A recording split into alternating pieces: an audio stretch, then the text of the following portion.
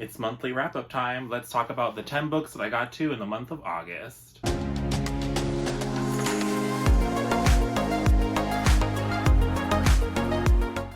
Hi guys, welcome back, bienvenue, and all that jazz. It's time to talk about some books.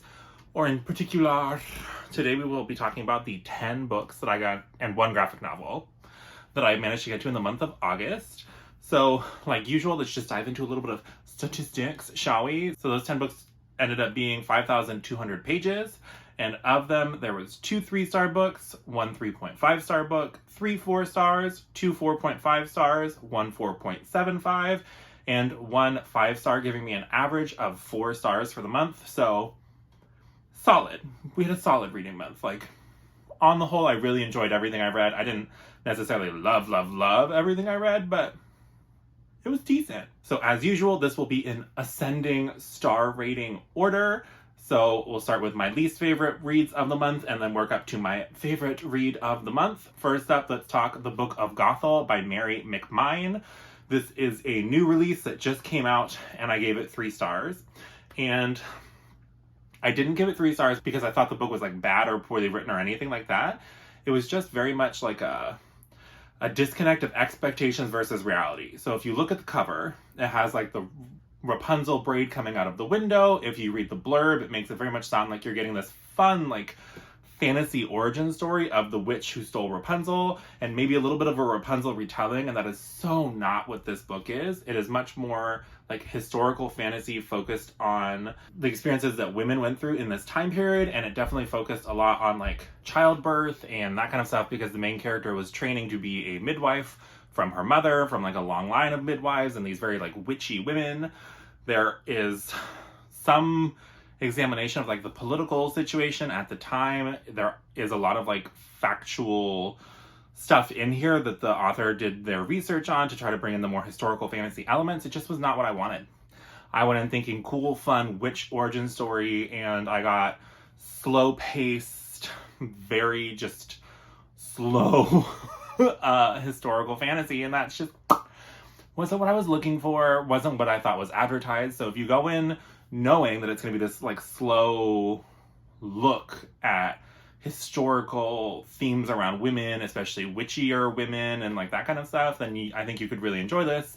But if you go in like me expecting a Rapunzel retelling, you're not going to get it. Then next on the list, I read Royal Assassin by Robin Hobb. This is book 2 in the Farseer trilogy, and I gave this 3 stars, and now hear me out.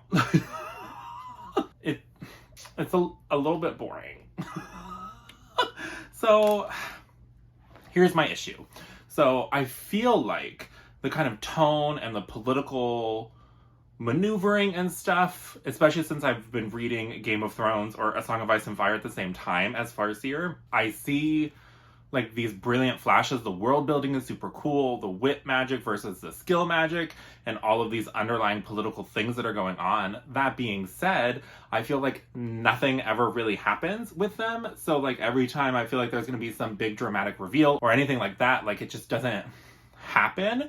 And so, and I also think the other issue is that we're only following one character for like a ton of pages. Like this book, this particular copy is like 640 pages.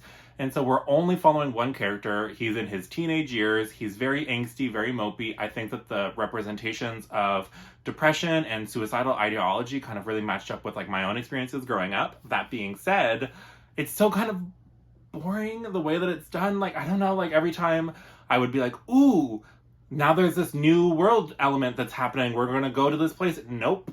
Other people go, we stay.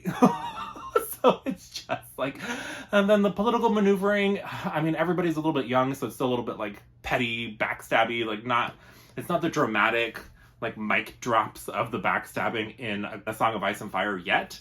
I don't know if it will get there. I'll still continue on finish up the Farseer trilogy, and then I'll give Live Ship Traders a try, but just, it's so slow.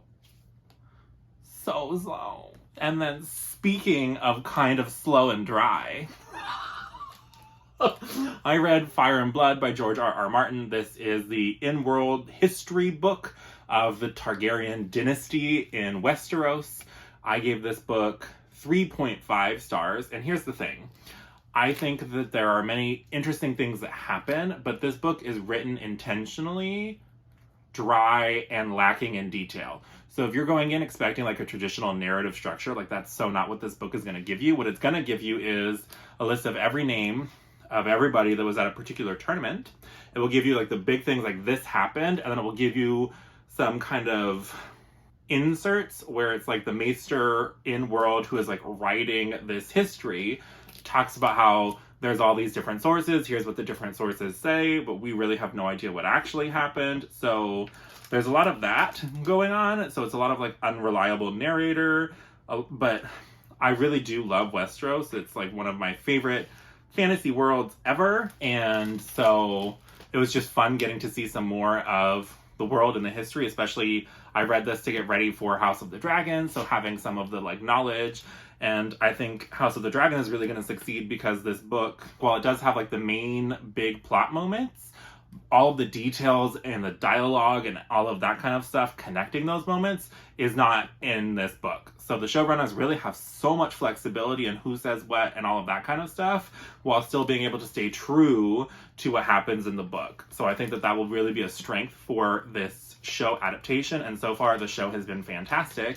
And then another fun thing about this book is it's illustrated. So there's all these like really awesome illustrations throughout. So if you have not read A Song of Ice and Fire or watched Game of Thrones, the show, I would not start here. I don't think that this is enough to get you hooked unless you're like a really major history buff and you just love history. Then this might be exactly it for you because it reads like a history textbook. But I would recommend reading A Song of Ice and Fire first, or being very familiar with the world from the show, because I don't think, unless you already have a love for Westeros, I don't think that this book is going to engender that love within you. Then in August, we started our buddy read of Second Era Mistborn, hosted by Angela at Literature Science Alliance. I will link our live show discussing the Alloy of Law down below. It does have spoilers for Era 1 Mistborn and Book 1 Alloy of Law, so go watch it after you've read the books, but I'll link it down below if you're interested in checking out that live show. This book is just a lot of fun.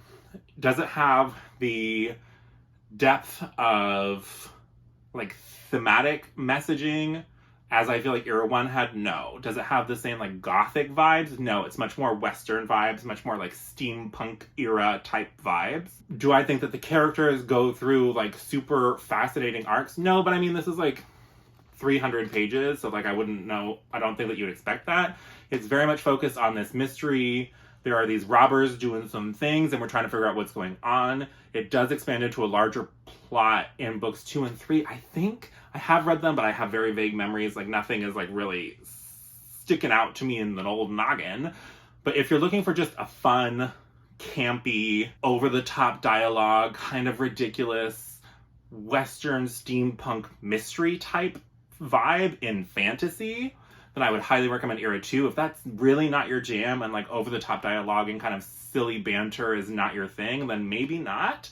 And just know that it is very, very different in tone, scope, goals, themes. It is so different from Era 1 Mistborn. The only similarities is the magic system, but even the magic system has evolved since the first era, and there are many callbacks to characters, events, happenings in Era 1, which is just a good time. So I would highly recommend, and I gave The Alloy of Law 4 stars. Then I read another new release. I read The Art of Prophecy by Wesley Chu. I gave this one 4 stars as well. So this one is very much, if you have been looking for the Asian-inspired fantasy with a martial arts-based magic system and kind of the vibes and feeling and like gorgeousness of battle choreography of something like Crouching Tiger, Hidden Dragon, or those like crazy kung fu movies where they're like jumping on puffs of air or on blades of grass, then that's the vibe of this book. However, it's coupled with this interesting, self-aware, kind of snarky humor that I kind of would say reminds me of something like The Princess Bride or Vox Machina on Amazon Prime, like these very self-aware shows where it's very much like wink, wink, nudge, nudge. The writer is in on how like bombastic and over the top it is, and that kind of just adds to the fun of it. So if you're looking for a kind of chosen one type story with a twist and very much in an awesome Asian-inspired world, then I would highly recommend The Art of Prophecy. Just know it's not going to be the most serious in tone. It definitely does not take itself too seriously. It definitely kind of plays up the campy kung fu movie type vibes. But it is a really good time. There is a middle-aged female protagonist. There is a young boy protagonist who's kind of having that coming-of-age type moment. And it really sets up some interesting things for the world moving forward. And the world building itself is super cool. There's lots to do with like water underground causing these weird disturbances on the surface. So there's this great grass sea with these huge blades of grass, but the water underneath causes crazy sinkholes to appear and disappear. And like you can't really stay in one place. You kind of have to stay on the surface of this floating grass sea. There's also this like sand river that similarly, this water underneath causes the sand to shift in unpredictable ways with like huge sand tidal waves. And so you have to cross it on these like skimming type ship devices. And so if you're just looking for super fun, adventure-based, chosen one, coming of age type fantasy with lots of martial arts, over the top battle sequences and all of that, you should definitely check out The Art of Prophecy. Then I finished the Book of Tea duology. So A Venom, Dark and Sweet by Judy Lin came out in August, and A Magic Steeped in Poison Book 1 came out earlier this year. And so I've now finished the complete duology, and I gave this conclusion 4 stars. So I will say that A Venom, Dark and Sweet is very different from A Magic Steeped in Poison. So A Magic Steeped in Poison Book 1 focuses on this magical tea competition. Our main heroine, her mother has just died from these poisoned tea blocks, and her sister is sick from the same poison. So she enters this magical tea competition in order to gain a boon from the princess to hopefully save her sister's life. And while we're there, we get embroiled in these like court intrigues and politics. And so those court intrigues and politics are really what are at the forefront in Venom, Dark and Sweet. The competition is over. We are now dealing with some of the stuff that has been happening in Book 1. And Book 2 very much focuses on this kind of evil god potentially reawakening and maybe manipulating certain political figures. We don't know. Like, it's very up in the air, but it's very much more this political gods among us fantasy with this super cool tea-based magic system. Basically, these Shenongshi can use tea in order to connect their magic to other people and themselves, to shift into the spiritual realm and to elicit different kinds of effects. They can give you strength, speed, whatever. And so it's just a kind of unique magic system that I hadn't seen before. And I will also say that for a YA book, the romance elements are very much like a subplot. So if you're somebody who likes kind of the fun adventure of YA, but you tend to not like that there can frequently be this emphasis on the romantical elements, then you should definitely check out the Book of Tea duology, because it does not really have those, in my opinion. It does have a little bit of a romantic subplot, but it's really not, there's not this pining, angsty, for hundreds and hundreds of pages that I would kind of associate sometimes with people who don't love YA and that kind of trope, the angsty romance. This is much less of that vein. It's much more focused on the plot and the kind of cool Chinese-based world. So if that sounds good to you, I would highly recommend it. Then I'm just chugging along with finishing things this month. So this month I also read Furysong by Rosaria Munda. This is book 3 in the Aurelian cycle. So that's Fireborn, Flamefall, and then Furysong. This conclusion I gave 4.5 stars. I think it was an excellent conclusion. However, there were some elements introduced very late into the book that happened so quickly and were resolved kind of fast for my personal tastes. I kind of would have liked a little bit less introspection on the characters, because we've already gotten 2 books of that. And I would have liked a little bit more fleshing out of maybe some of these new world building elements that were introduced. But I will say that for any series really, but especially for something that's marketed towards young adult readers, this book has a very nuanced look at what makes a good political system, the pros and cons of different kinds of political systems, all kind of wrapped up in this awesome, fantastical world where the Dragon Lords have been overthrown and there was a new regime put in place that was more of a meritocracy, and the pros and cons of that, and what happens when external pressures get put on this new government, and all of that kind of stuff. It is incredibly sad, and there is a lot of dealing with childhood trauma and all of those negative things that come associated with those types of things. So just know that going in, that our characters get beaten down a lot and there's very little happy. And then even the ending, I would say, is still kind of bittersweet. It's not like a happy and then they lived happily forever after type ending. And I guess you wouldn't expect it to be either, right? With something that was taking this very nuanced approach and this super dark look at these different political systems and the rise and fall of basically empires, and how even when people are trying to do their best, that things can go astray. You wouldn't necessarily expect like the happiest of endings, and it doesn't have that. But it is a very good trilogy. I have a whole why you should read spoiler-free of the Aurelian cycle that I'll link up above and down below for you if you want to check out more deets on that. Then, this month, I finished the Legends of the First Empire, so I read Age of Death and Age of Empire by Mr. Michael J. Sullivan. I would still say that Book 3, Age of War, is probably my favorite in the series, but if you are somebody who, one, likes stunning covers, because, come on, but if you like classic fantasy with elves and dwarves and men and like all of those like classic fantasy races and classic fantasy type vibes, but you want to kind of have that in a situation where the stakes are high, not everybody is safe, and there will be emotional gut punches along the way within a classic fantasy type tale, then I would highly recommend the Legends of the First Empire. We're basically in this world where these elven-like beings known as the Frey are basically the top of the food chain, and they are seen as these godlike beings to the humans. But in the very start of Book 1, Age of Myth, a human manages to kill one of these Frey, showing that they are in fact not gods. And so the Frey try to stamp down the humans to prevent them from uprising, while the humans are also gathering to uprise now that they know that they are being mistreated by these not gods. And it's full of adventure and magic, and like this super cool magic where it's almost like sound-based, because they pluck these strings of creation of the universe to elicit different effects, and it's just, oh, it's so good, it's so good. And then there's the Gods Among Us trope. We get to see the afterlife in this world, and it's just, I will say that as time passes, I think this will definitely start being one of my top favorite series of all time. I would highly, highly recommend it if you like your Lord of the Rings, if you like those classic fantasy adventure tales, but want it kind of modernized with twists on some of those tropes, as well as more emotional gut punches. Legends of the First Empire. Oh, and then just to break it down, I gave Age of Death 4.5 stars, and then Age of Empire 4.75 stars. Neither of them were perfect 5-star reads for me. I don't totally know why. Age of Death, I feel like it just got a little convoluted in its ideas, and I think on a reread it would probably go a little bit higher for me, because it was just a little bit like weird and like, okay. And then Age of Empire, I'm just a stickler for how like an ending goes, and so for whatever reason I remember thinking that it was like a little bit fast and a teensy bit convenient in how some of the things ended, but also it was still so good and like satisfying. So it's a great series and I would highly recommend. I will say that Book 2, Age of Swords, is by far my least favorite in the series, and definitely, especially the first half, is really slow and kind of like not like the rest of the series. So just know if you read Age of Myth and then you're kind of meh about Age of Swords, that's kind of normal.